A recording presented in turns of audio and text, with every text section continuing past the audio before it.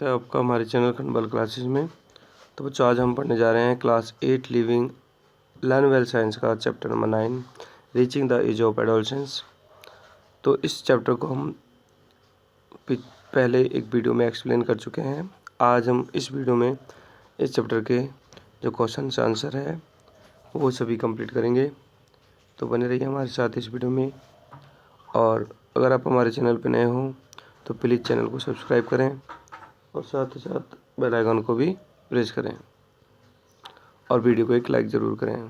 तो चलिए स्टार्ट करते हैं वीडियो को। लेट अस प्रैक्टिस का जो पहला क्वेश्चन है वो आपके MCQs टाइप है। तो इसमें हम देखते हैं the first question is the age between the 11 to years. 11 to 18 years का जो एज होता है वो एडोलसेंस होता है। ठीक है। नेक्स्ट है which combination of the chromosomes leads to the birth of a baby girl. तो लड़की जो होती है तो उसके लिए क्रोमोसोम्स XX होता है। ठीक है। तो राइट आंसर हमारा 1 है। और बॉयज के लिए XY क्रोमोसोम्स। ठीक है।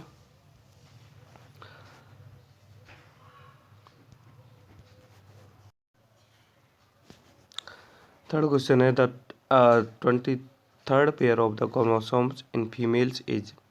यानी कि हमने जब चैप्टर को एक्सप्लेन किया था तो बताया था कि हमारे बॉडी में 23 जो पेयर्स होते हैं क्रोमोसोम्स के, उनमें से 22 पेयर्स जो होते हैं वो अलग होते हैं और 23rd जो पेयर होता है ये जो होता है वो सेक्स गैमेट्स को रिप्रेजेंट करता है। यानी कि ये सेक्स क्रोमोसोम्स होता है। तो उसमें जो फीमेल का क्रोमोसोम्स होता है वो XY होता है और मेल का XY होता है और फीमेल का XX होता है। तो यहाँ पर राइट आंसर क्या होगा 1XX। Next A menstruation cycle is occurs after every. Menstruation cycle जो होता है जो कि फीमेल्स में होता है और वो हर 28 से लेकर 30 डेज के बिटवीन होता है। ठीक है। हर मंथली मेंस्ट्रुएशन साइकिल फीमेल्स में होता है। नेक्स्ट है secretion of the endocrine glands are called. ठीक है। एंडोक्राइन ग्लैंड्स का जो सिक्रेशन होता है उसे हम हार्मोन्स कहते हैं। यानी कि हमारी बॉडी में एंडोक्राइन ग्लैंड्स होती है जो कि डिफरेंट टाइप के हार्मोन्स को सिक्रेट करती है। नेक्स्ट है AIDS can transmit from 1 person to another person.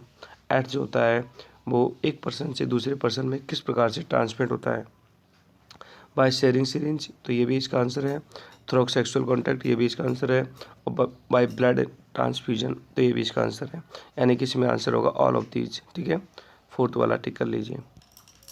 आगे हम देख रहे हैं मैच द फॉलोइंग। तो हम इसमें देखते हैं तो थायराइड एक ग्लैंड है। ठीक है। जिससे थायरोक्सिन हार्मोन रिलीज होता है और इसका जो वर्क होता है हमारी बॉडी में फंक्शन जो होता है वो होता है स्टिमुलेट मेटाबॉलिज्म। यानी कि मेटाबॉलिज्म को स्टिमुलेट करता है। नेक्स्ट है पिट्यूटरी ग्लैंड जिसे मास्टर ग्लैंड कहते हैं। ठीक है। और ये जो होती है वो स्टिमुलेट करती है थायरोक्सिन के प्रोडक्शन को। यानी कि हमारी बॉडी में जो थायरोक्सिन हार्मोन है वो कितना मात्रा में कितनी क्वांटिटी में उसका प्रोडक्शन होगा, इसको स्टिमुलेट करती है। अगला एड्रिनल है। एड्रिनल जो होता है वो भी ग्लैंड है। एड्रिनल जो होती है एड्रेनालाइन हार्मोन को रिप्रोड्यूस करती है और उसका वर्क होता है इमरजेंसी हार्मोन। यानी कि एड्रेनालाइन हार्मोन जो होता है वो इमरजेंसी हार्मोन होता है। अगला है पेंक्रियाज। तो पेंक्रियाज जो होता है उससे हमारा इंसुलिन हार्मोन सिक्रेशन होता है और इंसुलिन जो होता है शुगर के लेवल को रेगुलेट करता है। ठीक है। नेक्स्ट है ओवेरी। ओवेरी जो होता है उससे प्रोजेस्टेरॉन हार्मोन प्रोड्यूस होता है। ये फीमेल्स में होता है यानी फीमेल सेक्स हार्मोन है ओवेरी। और इसका जो वर्क होता है वो growth of the uterus during the pregnancy. यानी कि जब फीमेल प्रेग्नेंट होती है तो उसमें जो यूट्रस होता है उसकी ग्रोथ को क्या करता है, इंक्रीज करता है। ठीक है। तो ये कुछ मैच द फॉलोइंग थे। आगे हम देख रहे हैं फिल इन द ब्लैंक्स। तो चलिए पहला है are sex hormone of the secreted by ovaries. यानी ओवेरीज के द्वारा, ओवेरीज जो कि एक फीमेल रिप्रोडक्शन का सिस्टम है।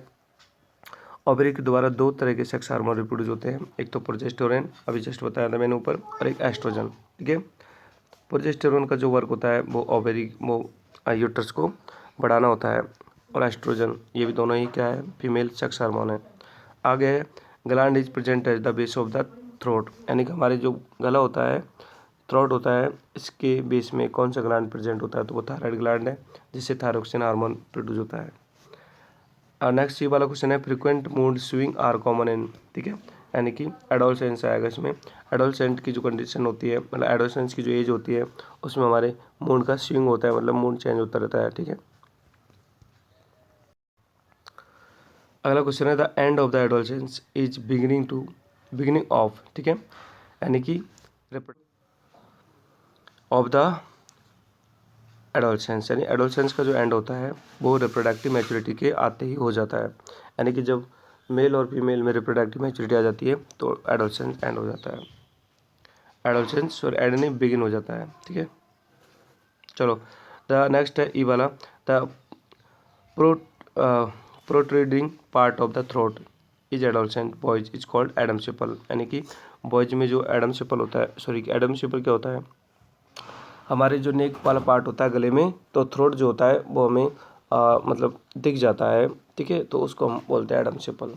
नेक्स्ट है fertilisation of the egg is sperm is result, ठीक है, प्रेगनेंसी, यानी कि अगर एग का फर्टिलाइजर होता है, एग और स्पर्म, ठीक है, एग क्या होता है, फीमेल गैमेट से, स्पर्म जो होता है मेल गैमेट से, इन दोनों के मिलने से फर्टिलाइजेशन होता है, और फर्टिलाइजेशन का रिजल्ट होता है प्रेगनेंसी, यानी कि फीमेल प्रेग्नेंट हो जाती है।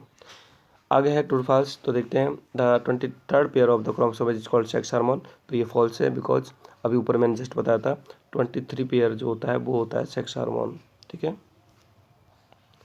आगे बी वाला क्वेश्चन है, the sex of a child is determine the sex chromosomes of father, तो ये बिल्कुल सही है, यानी कि जो चाइल्ड का जो सेक्स होगा, ठीक है, सेक्स मतलब चाइल्ड का जो मेल होगा या फीमेल होगा, इस चीज़ को फादर का क्रोमोसोम डिसाइड करता है, क्योंकि फादर के पास एक्स और वाई क्रोमोसोम दोनों होते हैं, और एक्स वाई से बॉयज बनता है और एक्स एक्स से गर्ल्स बनता है। The next, the reproductive phase in girls being the age of, ठीक है, गर्ल्स में रिप्रोडक्टिव फेज जो होता है वो 11 to 12 ईयर्स में स्टार्ट होता है, तो ये स्टेटमेंट जो है ट्रू है।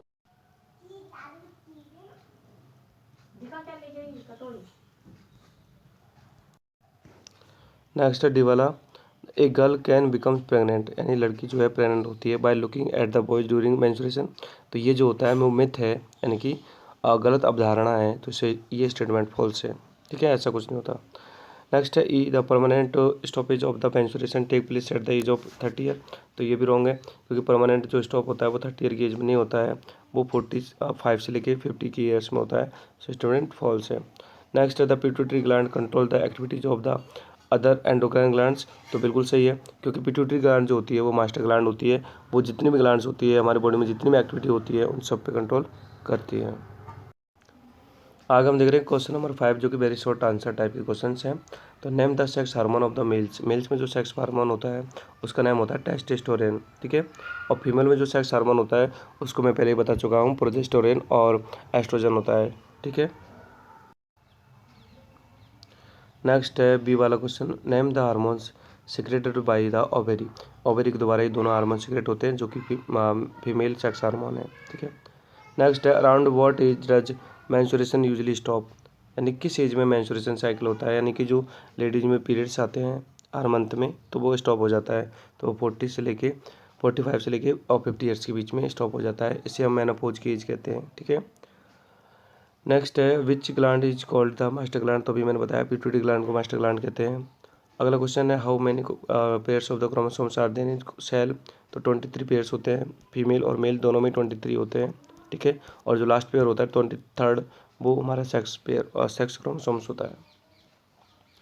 आगे हम देख रहे हैं शॉर्ट आंसर टाइप क्वेश्चन, जो कि पहला क्वेश्चन है डिफाइन पुबर्टी, यानी कि पुबर्टी को डिफाइन करना है, पुबर्टी क्या होती है, तो पुबर्टी एक पीरियड होता है during which adolescents boys and girls reach sex maturity, यानी कि दोनों बॉयज़ और गर्ल्स सेक्स मैच्योरिटी को अचीव कर लेते हैं, तो उस एज को हम पुबर्टी कहते हैं, and becomes capable of the reproduction is called puberty, यानी कि वो सेक्स मैच्योरिटी को अटेंड कर लेते हैं और रिप्रोडक्शन के लिए तैयार हो जाते हैं, कैपेबल हो जाते हैं, तो उस एज को हम पुबर्टी कहते हैं, पुबर्टी मीन्स युवावस्था, ठीक है।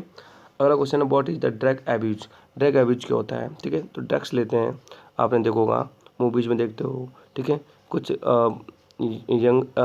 यंग बॉयज़ एंड गर्ल्स होते हैं, ठीक है, एडोलसेंट एज में ड्रग्स लेते हैं, तो वो होता है, तो देखो when drugs are taken a purpose of the other medicinal use is called drug abuse. यानी जब ड्रग्स को अदर मेडिकल यूज के पर्पज के लिए साथ में लिया जाता है तो उसे हम ड्रग्स अब्यूज कहते हैं। अगला थर्ड वाला क्वेश्चन है C right any two myths associate with menstruation. यानी कि ऐसे 2 मिथ आपको लिखने हैं, मिथ्स यानी कि गलत अवधारणा लिखनी है जो कि मेंस्ट्रुएशन को लेकर हमारे समाज में होती है। तो इस यहाँ पे लिख रखा है मेंस्ट्रुएशन इज ए कोर्स ना, कर्स मीन्स होता है मेंस्ट्रुएशन एक तरह से कर्स है, मतलब क्रस है, बेकार चीज़ है, ऐसा कुछ नहीं होता। मेंस्ट्रुएशन एक नेचुरल फिनोमेना है, ठीक है। और नेक्स्ट है एक girl becomes pregnant by looking the boys during menstruation. ऐसा हमारे समाज में माना जाता है कि भाई मेंस्ट्रुएशन टाइम जब महिला को आता है तो वो किसी बॉयज़ को ना देखे क्योंकि वो प्रेग्नेंट हो सकती है, बट ऐसा नहीं होता है, ठीक है। ये सब मिथ से गलत अवधारणा है जो कि हमारे समाज में पहले से चली आ रही हैं। आगे है डी वाला question why do some adolescent gets acne on their face. यानी कि कुछ एडोलसेंट होते हैं, कुछ यंगस्टर होते हैं जिनके फेस पर एक्ने हो जाती है। तो ऐसा क्यों होता है? क्योंकि हमारी बॉडी में जब पुबर्टी की एज आती है तो हमारी बॉडी में काफ़ी ऑयल ग्लैंड्स होती है जो ऑयल सिक्रेट करती है। तो देखो oil glands get stimulated when hormones becomes active during puberty. यानी कि जैसे ही हमें युवावस्था आ जाती है, पुबर्टी की एज आती है, तो हमारी बॉडी में सेक्स हार्मोन जो होते हैं वो एक्टिव हो जाते हैं। और सेक्स हार्मोन एक्टिव होने से हमारी बॉडी में काफ़ी सारे चेंजेस होते हैं। तो उन चेंजेस में एक हमारा जो ऑयल वाला जो ग्लैंड होता है वो ऑयल का सिक्रेशन करता है, जिससे हमारी बॉडी पे या फेस पे एक्ने की प्रॉब्लम हो जाती है, ठीक है। ये टीनेजर्स में होता है। तो ये बेटा आपके जो शॉर्ट टाइप के क्वेश्चन आंसर वो कंप्लीट होते हैं। अब देखते हैं हम लॉन्ग टाइप के आंसर्स। तो उनमें हमारा पहला लॉन्ग टाइप का क्वेश्चन है what changes occur in a person during puberty. यानी पुबर्टी में एक पर्सन में क्या क्या बदलाव होते हैं, ठीक है। तो चलो इसका आंसर देख लेते हैं। तो यहाँ से आपको ये पूरा जो दिख रहा है स्क्रीन पे, ये पूरा आपका क्वेश्चन नंबर 1 का आंसर है, जिसमें मैंने काफ़ी सारे चेंजेस लिखे हैं। तो देखो यहाँ पे देखो changes which occurs in a boys during puberty are, ठीक है। हम पहले बॉयज़ का देख लेते हैं फिर गर्ल्स का देखेंगे, ठीक है। तो देखो बॉयज़ में क्या होता है hair grow on the face, यानी कि फेस पे हेयर ग्रो हो जाते हैं जिसे हम, ठीक है, मोटेचो यानी कि मूछ और बियर्ड मतलब दाढ़ी कहते हैं, ठीक है। यानी कि बॉयज़ के चेहरे पे दाढ़ी और बियर्ड यानी कि दाढ़ी और मूछ दोनों आ जाती है, ठीक है।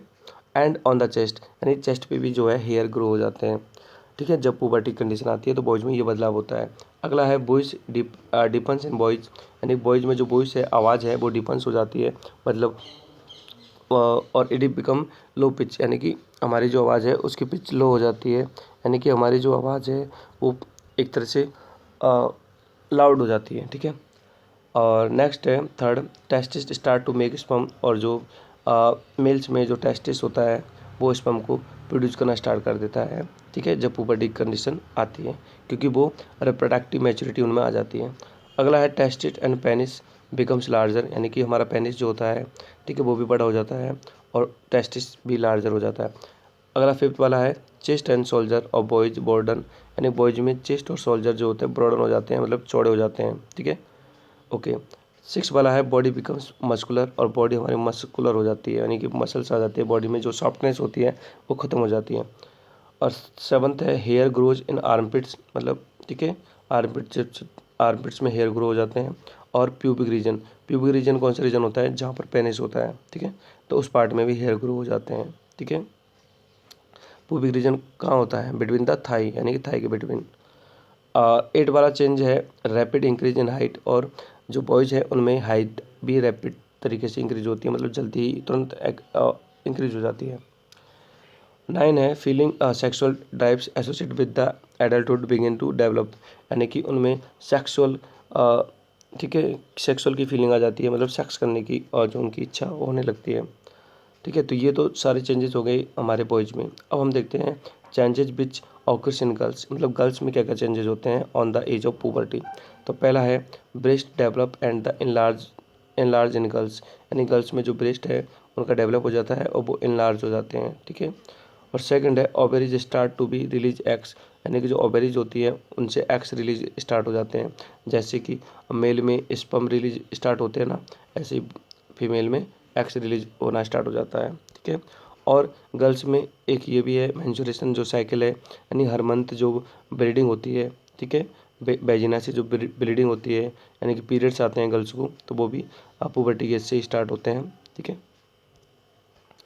आगे है फोर्थ वाला इसका रीजन। नेक्स्ट देखो, ovaries, oviduct and the uterus vagina enlarge, मतलब गर्ल्स में ओवेरी भी क्या हो जाती है, बड़ी हो जाती है, ओविडक्ट्स भी बड़ी हो जाते हैं, यूट्रस भी बड़े हो जाते हैं, वेजिना भी बड़ी हो जाती है। ठीक है, और फिफ्थ वाला है hips of the girls broaden, यानी ब्रॉडन, गर्ल्स के जो हिप्स होते हैं, मतलब जो पीछे वाले पार्ट होते हैं वो ब्रॉडन हो जाते हैं, चौड़े हो जाते हैं। Extra fat is deposit on हिप्स, और हिप्स में एक्स्ट्रा जो फैट होता है वो डिपॉजिट हो जाता है हिप्स में और थाइज में, इसलिए जो हिप्स पार्ट होता है वो ब्रॉडन हो जाता है, चौड़ा हो जाता है। आगे सिक्स वाला, hair grow in armpits, girls में भी आर्मपिट्स में हेयर ग्रो हो जाते हैं, और प्यूबिक रीजन में भी गर्ल्स के हेयर ग्रो हो जाते हैं। ठीक है, प्यूबिक रीजन मैंने समझा दिया, थाई के बिटवीन होता है, यानी कि जहाँ पर बेजिना होती है गर्ल्स में, बेजिना के आसपास हेयर ग्रो हो जाते हैं। और नेक्स्ट है रैपिड इंक्रीज इन हाइट, यानी कि हाइट में भी एकदम से इंक्रीज होता है, जैसा कि बॉयज में होता था सेम गर्ल्स में होता है।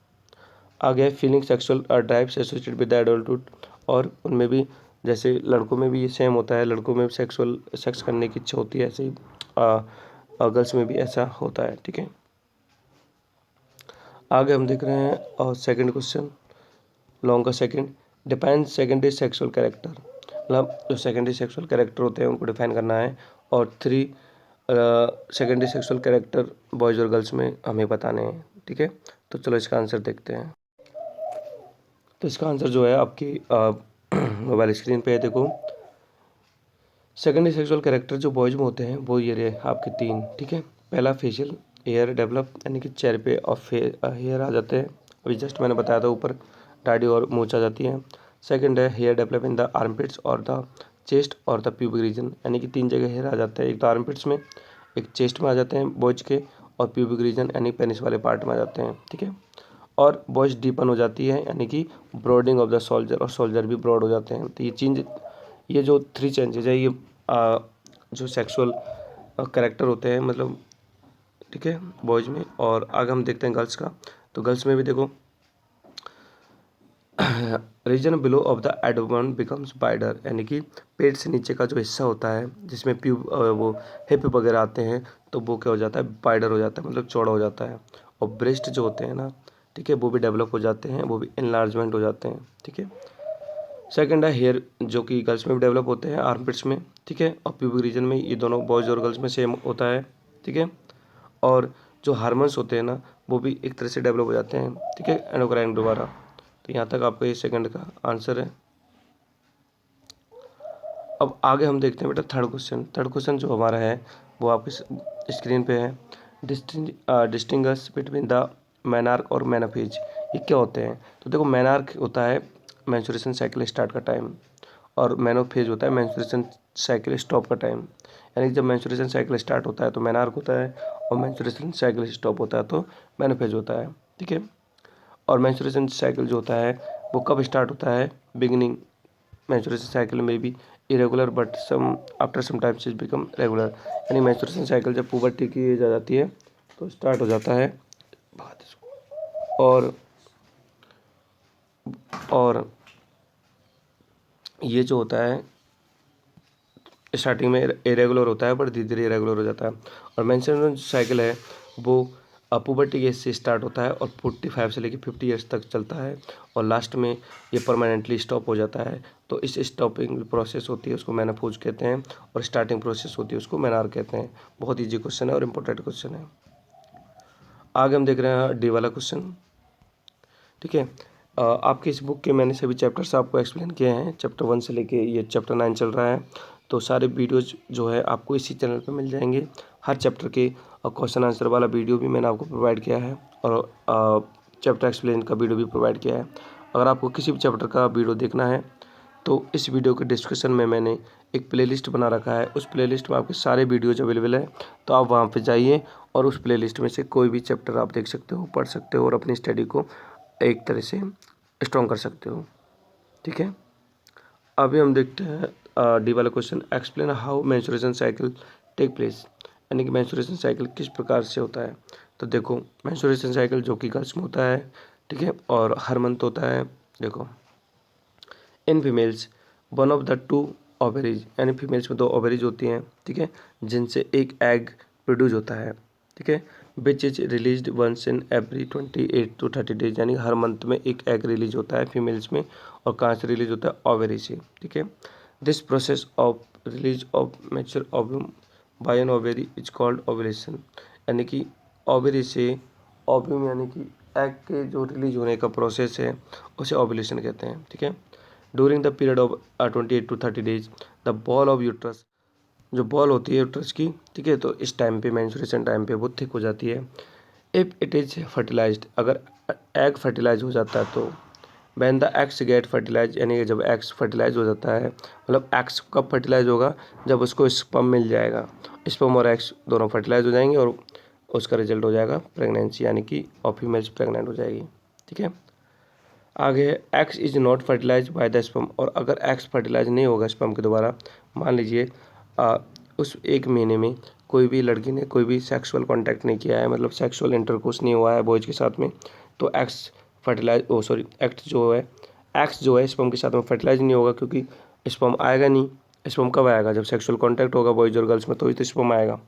So that time the leaning of the uterus, यानी यूट्रस की जो लीनिंग होती है, ठीक है, वो उससे ब्लड वेसल्स ब्रेक डाउन हो जाती है, यानी कि जो यूट्रस में हमारा क्या होता है, ब्लड वेसल्स ब्रेक डाउन हो जाती है और पासेस आउट द वेजिना, और वेजिना से वो ब्लड जो होता है, ठीक है, ब्लड और जो अनफर्टिलाइज एग है, ये दोनों पासेस होते हैं। ठीक है। और इसे ही इसका रिजल्ट ब्लीडिंग होता है, और इस ब्लीडिंग को ही बोलते हैं हम मेंस्ट्रुएशन। ठीक है। जो कि हर मंथ में हर फीमेल में होता है। ठीक है। और ये जो पीरियड है ना ब्लीडिंग का, वो 2 से 5 डेज के बिटवीन चलता है, एंड 2 से 4 दिन या 5 दिन तक ब्लीडिंग होती है। इसी को मेंस्ट्रुएशन साइकिल कहते हैं।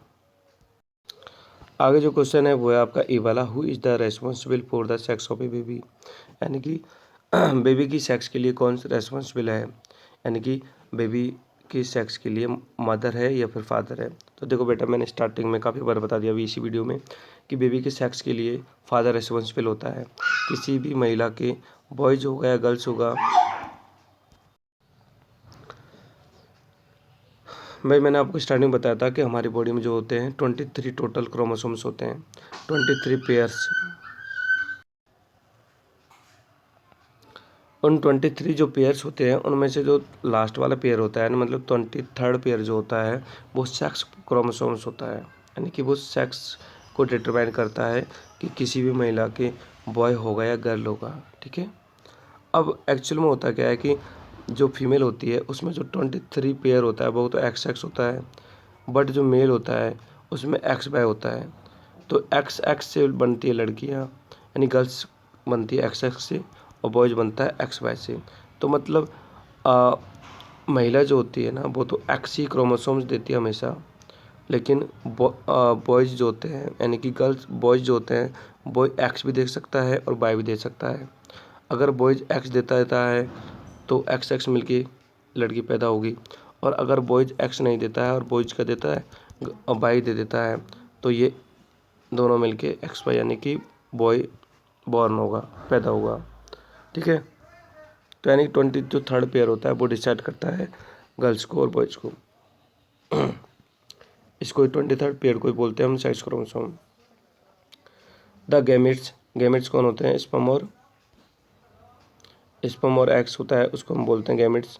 तो the gametes have only one set of chromosomes, 23 single chromosomes, hence egg always carries x. मतलब जो एग होता है, एग कौन में होता है? फीमेल में। फीमेल हमेशा एक्स को कैरी करता है, बट जो स्पर्म होता है जो कि मेल में होता है वो एक्स और वाई दोनों को कैरी करता है। ठीक है। बैन एग स्पर्म फ्यूज, और एग और स्पर्म जब फ्यूज होते हैं तो उनमें अगर एक्स एक्स मिल जाते हैं तो गर्ल्स पैदा होगी, और एक्स वाई मिल जाएगा तो जो है मेल मेल यानी कि बॉय बनेगा। ठीक है। तो इस प्रकार से सेक्स को डिटरमाइन होता है किसमें, और इसके लिए रेस्पॉन्सिबल होता है फादर, क्योंकि मदर तो हमेशा एक्स क्रोमोसोम्स देगी, लेकिन फादर वाई क्रोमोसोम्स भी दे सकता है। ठीक है। मदर ने एक्स दिया और फादर ने वाई दिया तो बॉयज पैदा हो जाएगा, और मदर ने एक्स दिया और फादर ने भी एक्स दे दिया तो गर्ल्स पैदा होगी। क्लियर? चलो आगे हम देख रहे हैं एफ वाला क्वेश्चन, जो कि यहाँ से स्टार्ट है आपका। तो ये है what are the things an adolescent should be to maintain the good health. मतलब एडोलसेंस को कौन कौन सी बातों का ध्यान रखना चाहिए ताकि उसकी हेल्थ ठीक रहे। ठीक है, तो देखो पहला है it is necessary to eat balance diet, यानी कि एडोलसेंस की जो कंडीशंस होती है, टीनेज जो होती है उसमें हमें अपनी डाइट का प्रॉपर ध्यान रखना चाहिए, यानी कि हमें गुड डाइट लेना चाहिए। ऐसा क्यों? क्योंकि हमारी बॉडी में काफ़ी सारे हार्मोन्स का चेंजेस होता है, बॉडी ग्रोथ करती है, एकदम हाइट इंक्रीज होती है, तो हमें अच्छे न्यूट्रिशन चाहिए। सेकंड पॉइंट है it is necessary to maintain personal hygiene और ड्यूरिंग द एडोलसेंस, यानी कि हमें हाइजीन रखना चाहिए, साफ़ सफाई रखनी चाहिए अपनी बॉडी की। थर्ड है it is necessary to take adequate physical exercise, और यानी कि इस पीरियड में एडोलसेंस की कंडीशंस में हमें बॉडी को एक्सरसाइज करनी चाहिए। नेक्स्ट है fourth it is necessary to avoid taking any drugs during adolescent, मतलब एडोलसेंट की कंडीशन में हमें कोई भी ड्रग्स वगैरह मतलब ड्रग्स अब्यूज में नहीं पड़ना चाहिए, ड्रग्स नहीं लेना चाहिए। आगे हम देख रहे हैं जी वाला question, what is AIDS, AIDS क्या है और हाउ इज ट्रांसमिट, और ये कैसे ट्रांसमिट होता है। ठीक है, तो एक्स देखो बच्चों, एक्स एड्स जो होता है वो एड्स का फुल फॉर्म होता है एक्वायर्ड इम्यूनो डिफिशियंसी सिंड्रोम। ठीक है, A means acquired, I means immuno, D means deficiency और एस मीन्स सिंड्रोम। ठीक है, और it is a disease caused by the HIV virus, यानी कि HIV वायरस से होती है। ठीक है, आपसे पूछे कोई एड्स क्या है, तो एड्स एक वायरस वाली डिजीज है और जो कि HIV का फुल फॉर्म होता है ह्यूमन इम्यूनो वायरस। ठीक है, this virus distort the defence mechanism of the body. ठीक है, ये वायरस जो होता है हमारे डिफेंस मैकेनिज्म को डिस्टोर्ट कर देता है, और डिफेंस मैकेनिज्म क्या होता है, डिफेंस मैकेनिज्म हमारी बॉडी को प्रोटेक्ट करता है फ्रॉम डिजीज, तो वो उसी को ही क्या कर देता है, डिस्टोर्ट कर देता है। कौन? ये virus. It can pass from the infected person. ठीक है, ये मतलब इन्फेक्टेड पर्सन से पास होता है नॉर्मल पर्सन में। अब किस कैसे हिसाब से पास होता है, एक तो पहला है सिरिंज, यानी सिरिंज को शेयर कर लेते हैं। मान लीजिए कोई सिरिंज इन्फेक्टेड पर्सन के लगाई गई है और अब वही सिरिंज हमारे बॉडी में लगा दी जाती है, तो हमें भी एड्स हो सकता है। नेक्स्ट है used of the injective drugs. ठीक है, नेक्स्ट है ब्लड ट्रांसमिट, अगर ब्लड जैसे इन्फेक्टेड पर्सन का ब्लड दूसरे हेल्थी पर्सन को ट्रांसमिट किया जाता है तो भी एड्स ट्रांसफ़र हो जाता है। और नेक्स्ट है सेक्सुअल कॉन्टैक्ट, यानी कि अगर हम इन्फेक्टेड पर्सन के साथ, यानी जो ऑलरेडी एड्स हो चुका है उसके साथ में अपन सेक्सुअल इंटरकोर्स करते हैं तो हमें भी हो सकता है, मतलब एक हेल्थी पर्सन को भी एड्स ट्रांसफ़र हो सकता है। ठीक है, नेक्स्ट है AIDS can be transfer infant from the infected mother, यानी कि जो अगर मदर है, इन्फेक्टेड मदर है, यानी कि मदर को अगर एड्स होता है तो वो अपने बेबी को ठीक है मिल्क फीड करवाएगी, तो उस टाइम पे उस बेबी को भी एड्स हो सकता है। ठीक है, आगे एक लाइन लिख रही है, remember AIDS does not spread by the sharing food, यानी फूड को शेयर करने से एड्स कभी नहीं फैलता है, और शेकिंग हैंड से, हाथ मिलाने से भी कभी नहीं फैलता है। एड्स किन किन से फैलता है वो हम इस वीडियो में देख चुके हैं, एक तो सेक्सुअल कॉन्टैक्ट से, एक ब्लड ट्रांसमिट से, और एक होता है सिरिंज शेयरिंग से। बस 3 रीज़न है। ठीक है, और या फिर इन्फेक्टेड मदर से अपने बच्चे को हो सकता है। ठीक है, मिल्क फीडिंग के टाइम। तो बच्चों ये चैप्टर जो है आपका कंप्लीट होता है, और अब मिलते हैं नेक्स्ट वीडियो में। अगर आपने अभी तक हमारे चैनल को सब्सक्राइब नहीं किया है और वीडियो को लाइक नहीं किया है तो प्लीज़ लाइक बटन ज़रूर दबा दें। लाइक बटन दबाने से आपके कोई पैसे चार्ज नहीं हो रहे। ठीक है, आपको पढ़ने को मिल रहा है, और इसी के साथ हम लेते हैं विदा। और बाकी का अगर चैप्टर्स का वीडियो देखना है तो उसका वीडियो का लिंक मैंने एक प्लेलिस्ट बना रखा है आपके लिए स्पेशल, आपकी बुक के जितने भी चैप्टर्स हैं उनका, तो उस प्लेलिस्ट का लिंक आपको इस वीडियो को डिस्क्रिप्शन में मिल जाएगा, वहाँ से जाके आप सारे चैप्टर को वॉच कर सकते हो। थैंक यू, जय हिंद, जय भारत। मिलते हैं नेक्स्ट वीडियो में, बाय।